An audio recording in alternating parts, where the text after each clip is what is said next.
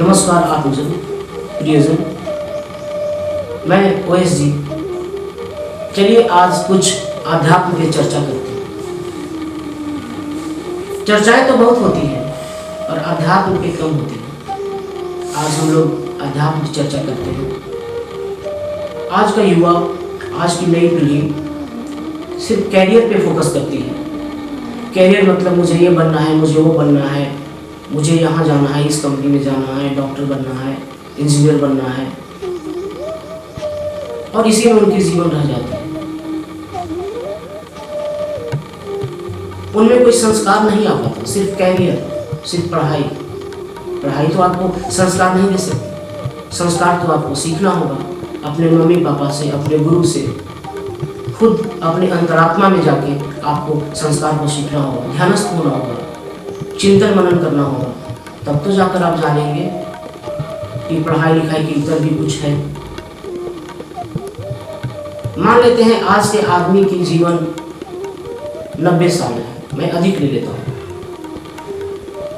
40 साल तक तो आप कैरियर बनाते हैं, 40 से 60 आप अच्छी कमाई करते हो। जब तक आप 60 के हो तो वो सोचो आपके पिता माता कब कितने के हो जाते होंगे। आप उनके बारे में नहीं सोचते हो वो वृद्धाश्रम में भी जी लेंगे। मुझे तो भी और आगे जाना है, और आगे जाना है, क्योंकि ये दुनिया कॉम्पिटिटिव हो गई है, प्रतियोगात्मक हो गई है दुनिया। उस प्रतियोगिता की भीड़ में आप फंसे रहते हो, उस निर्तृष्णा में फंसे रहते हो कि कहीं मिल जाएगी खुशी, कहीं कैरियर ऊंचा हो जाएगा, कहीं ऊंची छलांग लग जाएगी, कहीं खुशी मिल जाएगी, कहीं आनंद मिल जाएगा। लेकिन असली आनंद तो आपके अंदर है दोस्तों। आप अंदर तो जाते नहीं हो, इसी को कहते हैं निर्तृष्णा। आप कैरियर में कितना ही ऊंची छलांग लगा लो, कभी खुश नहीं होते, क्योंकि उससे भी ऊंचा छलांग कोई लगाया रहता है। उसको पकड़ने की कोशिश करते हो, वहां तक बढ़ने की कोशिश करते हो। और इच्छाएं अनंत हैं, इच्छाएं कभी खत्म नहीं होती। इच्छाएं दुख भी देती हैं, सपने दुख भी देते हैं, और उन सपनों के जाल में आप फंस जाते हो। और अपने मम्मी पापा जिन्होंने आपको पाला पोसा बड़ा किया, अपने जो भी संसाधन था उनके पास, जो भी था उससे उन्होंने पढ़ाया लिखाया, आप अपने गुरु को भूल जाते हो जिन्होंने आपको प्राथमिक शिक्षा दी। आप अपने भाई को भूल जाते हो जिन्होंने हमेशा आपका ख्याल रखा। आप अपने घर के तमाम लोगों को, बहन को, भाभी को, जीजा जी को, सबको भूल जाते हो। मुझे क्या लेना देना, मुझे कैरियर चाहिए। ये आज की दौड़ है, और इस कैरियर में आप क्या पा रहे हो। 35-40 साल तक तो आपने पढ़ाई की, 20 साल आपने कैरियर में खूब पैसे कमाए, 60 के बाद आपकी हालत भी गंभीर होने लगी, आप भी बूढ़ा होने लगे। अब शरीर से कुछ बनता नहीं है, कमाए जा रहे हैं, कमाए जा रहे हैं, कमाए जा रहे हैं। न माँ का ध्यान है, न पिता का ध्यान है, न भाई का ध्यान है। हाँ, आपके बच्चों का ध्यान आप रखते हो।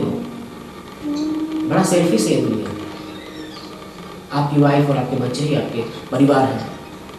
और उन माँ पिता का क्या, जिन्होंने आपको पाला पोसा और बड़ा किया, उनके बच्चे थे आप। उन भाई का क्या, जिन्होंने हमेशा आपके सिर पे हाथ रखा।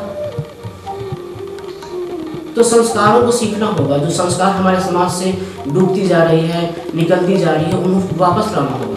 आज की युवा भ्रमित है इस चीज को लेकर भी कि आध्यात्म ये सब क्या ढोंग है। रिसेंट टाइम्स में कुछ बाबाओं के जो प्रकरण आए हैं उससे भी लोग भ्रमित हैं। ये सब फालतू चीजें हैं, बकवास चीजें हैं। हम निगेटिव चीजों को बहुत जल्दी देख लेते हैं, बहुत जल्दी उससे सीख लेते हैं निगेटिव चीजों से। लेकिन पॉजिटिव चीजों को देखने कौन जाए, पॉजिटिव चीजों को उससे सीखने कौन जाए। किसी बाबा ने कोई कांड कर दिया, कोई घोटाला कर दिया, आप ले लेते हो कि बाबाओं के चक्कर में नहीं पड़ना है, आध्यात्म में जाना ही नहीं है, फालतू चीज है। यदि किसी ने गलती की है तो उसकी सजा पूरे समाज को क्यों।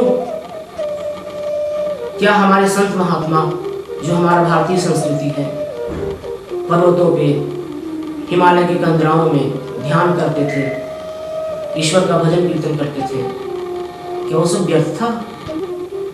क्या उन्हें आनंद नहीं मिलती थी? क्या उन्होंने समाज को कुछ दिया नहीं? क्या बुद्ध ने समाज को नहीं दिया? क्या महावीर जैन ने समाज को नहीं दिया? क्या श्री राम ने समाज को नहीं दिया? क्या भगवान श्री कृष्ण ने समाज को नहीं दिया? क्या पैगंबर मोहम्मद ने समाज को नहीं दिया?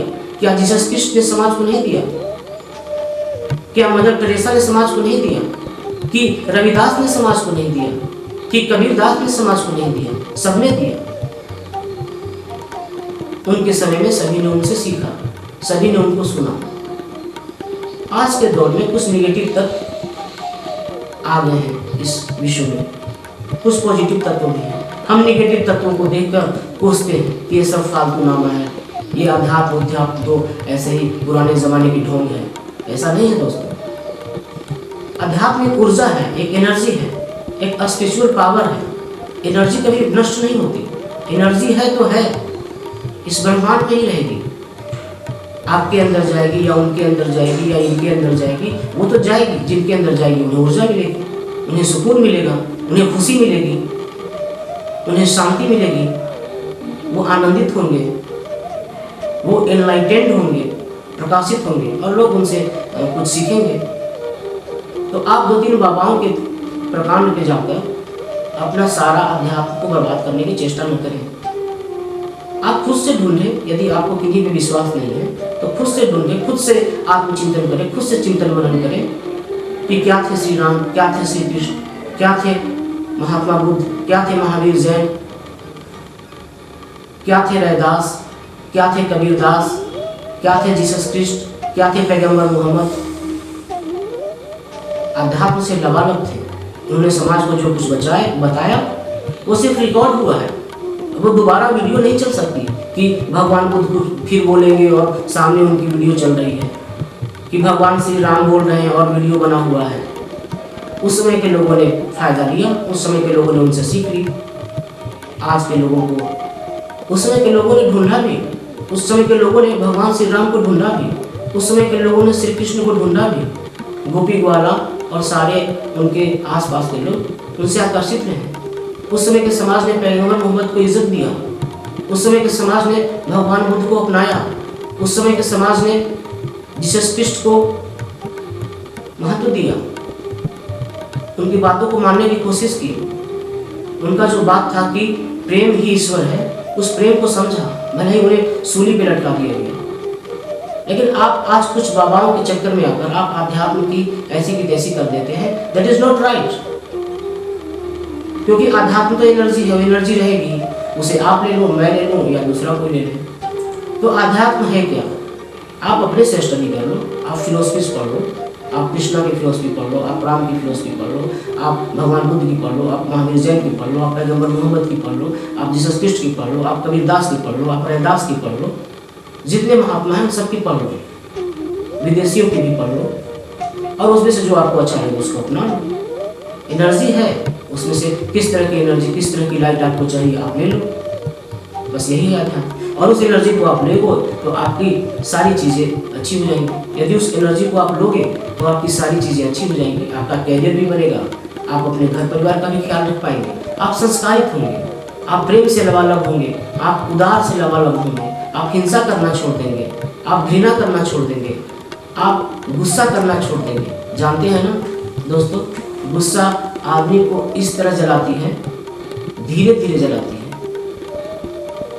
धीरे धीरे खाती है, धीरे धीरे नष्ट करती है। आज का आदमी तो गुस्सा से लबालब है, चाहे वो न्यूज़पेपर उठा ले, चाहे वो टीवी चैनल में चलने वाली न्यूज़ को देख ले, चाहे समाज में कुछ बातों को देख ले, गुस्सा से लबालब है। गुस्सा को शांत करना है, आपको शांतित होना है। भगवान श्री राम को देखिए, सीता मैया को रावण ले गए, भगवान श्री राम को सीता मैया को लेकर आना था, क्या वो गुस्सा किए थे? उन्होंने धैर्य से, शांति से युद्ध की योजना बनाई, अपने साथियों को बटोरा, ग्रुप बनाया और तब लड़ाई की और एक परिचय दिया कि हम अकेले नहीं लड़ सकते हैं, एक ग्रुप में लड़ सकते हैं। चाहते तो वो रावण को तो 1 सेकेंड में मार सकते थे, लेकिन उन्होंने अपनी एक कम्युनिटी बनाई। हनुमान जी को महत्व दिया, अंगद जी को महत्व दिया, जामवन जी को महत्व दिया, लक्ष्मण जी थे।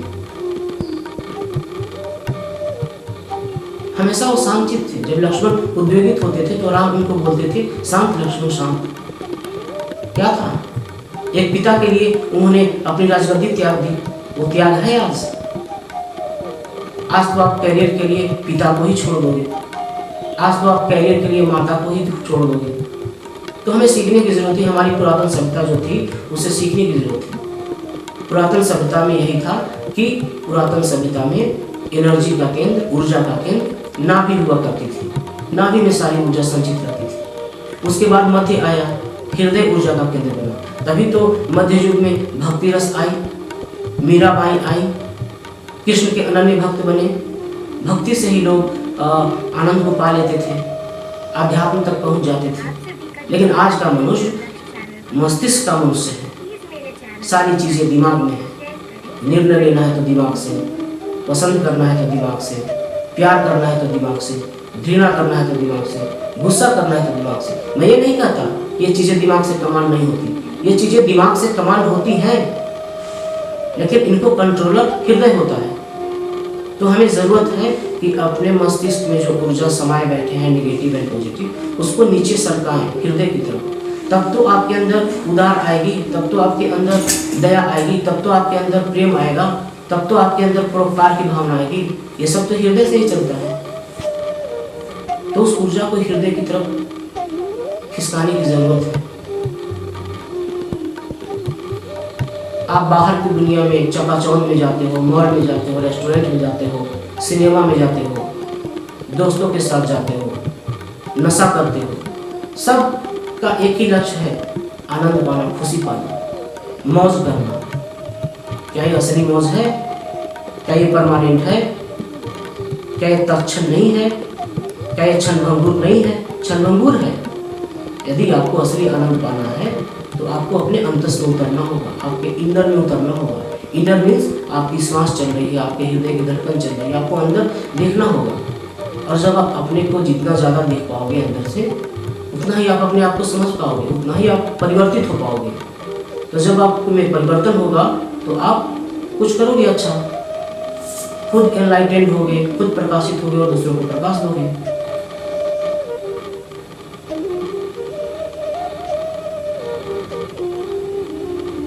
हम क्यों ना हिमालय की तरह बने, हिमालय पर्वत जिससे कई झरनाएं निकलती हैं, जिससे कई नदियां निकलती हैं।